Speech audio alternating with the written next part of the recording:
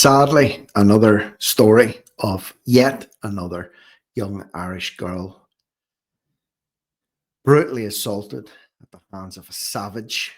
This time we're looking at Drogheda, and it's interesting to see the reporting on this one, the disgusting reporting on this one, the way that this headlines are framed. Number one, to somehow diminish what has happened to the victim and to disguise the perpetrator. It's worth noting also that I'll show the poster of this, but there's a march happening, or a rally protest happening tomorrow, Saturday, in Drogheda, starting at 2 p.m. I'll show you the poster for this one.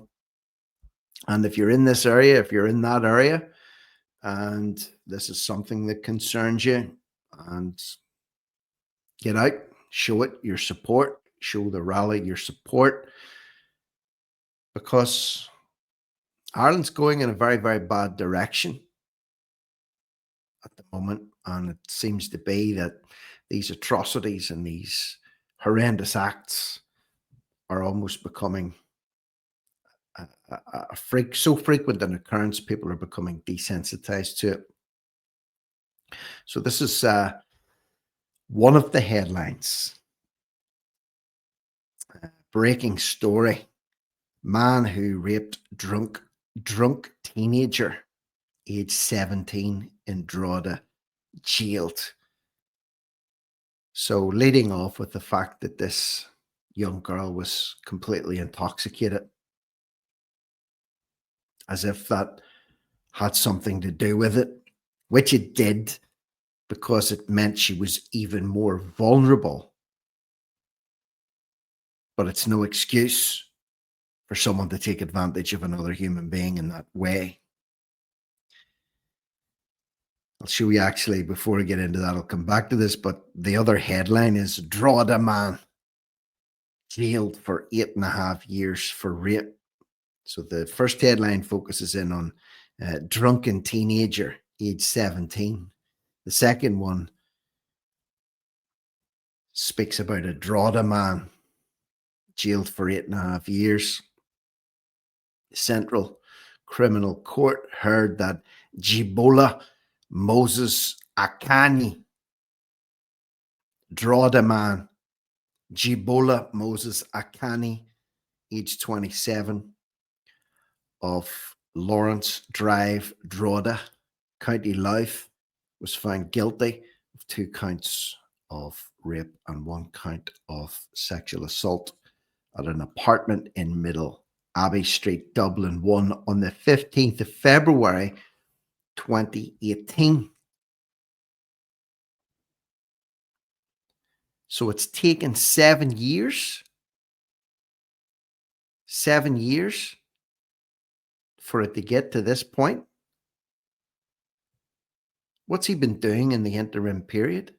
And by the way, he's multiple previous convictions for crimes in England, in the UK, and in Ireland. Multiple, dozens. But he's a Drogheda man. Don't forget that. I believe he's originally from Nigeria. Came here with his family when he was 2. Probably has an Irish passport, Irish citizenship. So that makes him Irish, does it not? And before anybody jumps all over the comments that doesn't understand basic sarcasm, don't do it. Jibola Moses Akanni has 28 previous convictions. 28.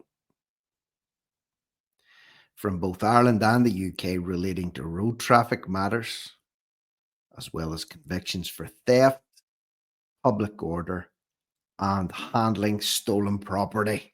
28 previous convictions. 28.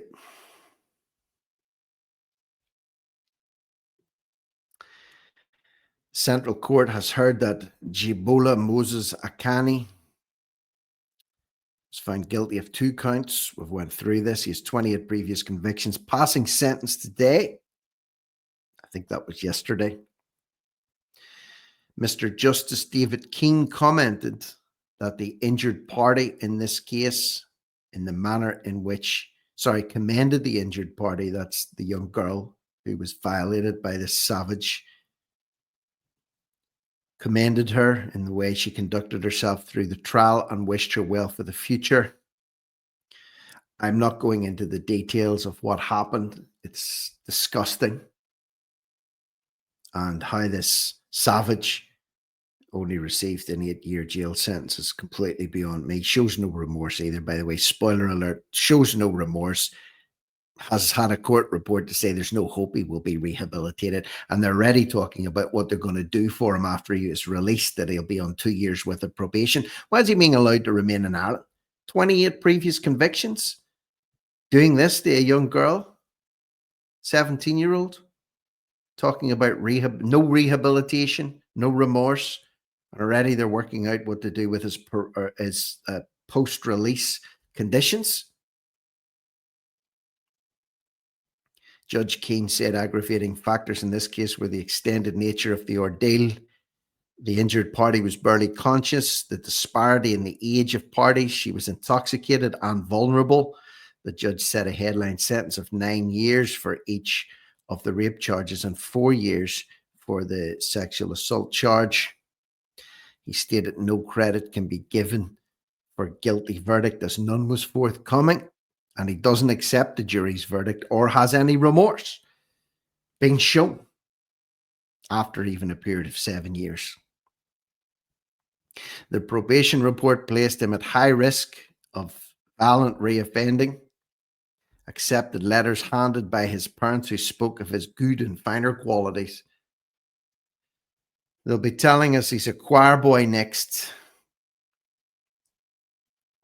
studying to be a brain surgeon, engineer. Judge Keane sentenced Akanni to 8.5 years on each of the 2 cases and 3.5 for the charge of sexual assault, all of which are to run concurrently, backdated to November when he went into custody. So what? For 6.5 years or so, he's been walking free. Been in custody since November. This happened in 2018. With regards to rehabilitation, the judge said there's no prospect of rehabilitation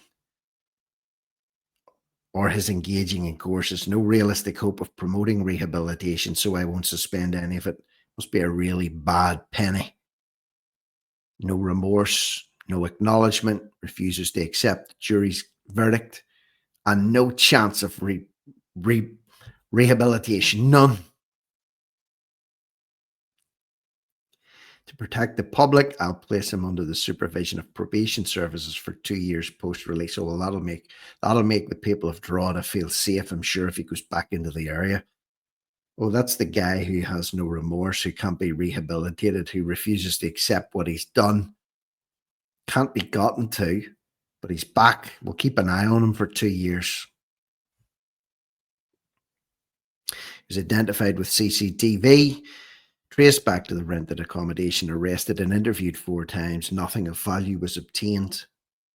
Garda Cashel agreed with Kieran O'Loughlin, SC, defending that his client has no previous convictions for this type of offending. He's 28 other previous convictions, but none for this type, none that we know about. Mr. O'Loughlin said Akanni came to Ireland when he was 2, and he's now 27. Counsel said there was no violence or threats made, only the act itself, because he was taking advantage of a vulnerable young girl. So, for what it's worth, people that are listening in, it's up to you what you do. Do nothing, support it, whatever. I'm just making you aware of it. Drogheda says no. Leisure Centre, Marley's Lane, Saturday 28th of June, 2 p.m. That's tomorrow. I don't know who's organising this as such, but I believe this has been a while in the planning. I believe there will be a good turnout there tomorrow. A lot of people will be documenting this, turning up, flying the flags, walking the streets, probably have some speakers on there. So if you're in the area, you're from the area, or you can travel to be there and support it if you've got nothing else on, because some people have other things on. Not everybody can be at every rally and every march, even if they want to be. But if you can, get down to the Leisure Centre, Marley's Lane, tomorrow at 28th of June, 2 p.m. for Drogheda Says No.